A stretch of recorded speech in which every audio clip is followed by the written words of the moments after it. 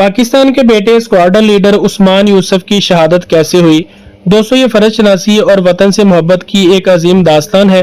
आइए आज की इस वीडियो में मैं आपको यह मुकम्मल वाकया बताता हूँ कि स्क्वाड्रन लीडर उस्मान यूसुफ की शहादत कैसे हुई।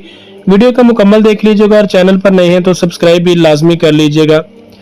दोस्तों, ये 9 मई 2025 की तारीख रात थी जब भारत ने अपनी रवायती बुजली और मकारी का मुजाहरा करते हुए रात की तारीकी में पाकिस्तानी एयर बेसेस पर अचानक ब्रह्मोस जैसे खतरनाक मिसाइलों से अटैक किया। तो स्क्वाड्रन लीडर उस्मान यूसुफ उस वक्त हलाली एयर बेस पर मौजूद थे। हमले के सायरन बजे तो उन्होंने देखा कि एक तैयारा गैर महफूज जगह पर खड़ा है।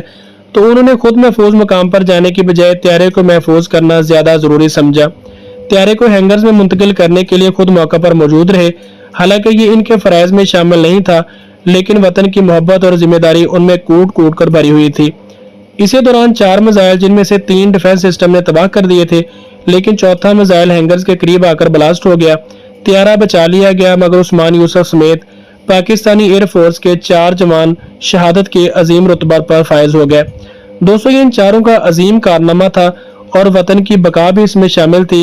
अगर ये तैयारा तबाह हो जाता तो भारत को प्रोपेगेंडा करने का मौका मिल जाता कि हमने पाकिस्तानी तैयारे बेस पर खड़े ही तबाह कर दिए हैं, और पाक फौज की शानदार तारीखी फतह पर एक दाग लग जाता कि हमारे भी तैयारे तबाह हो चुके हैं। लेकिन उन्होंने ऐसा नहीं होने दिया और बहादुरी का मुजाहरा करते हुए पाकिस्तानी तैयारे को बचा लिया गया।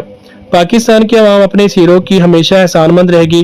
अल्लाह ताला स्क्वाड्रन लीडर उस्मान शहीद समेत बाकी जो उनके दोस्त थे उनकी शहादत को भी कबूल फरमाए। आमीन।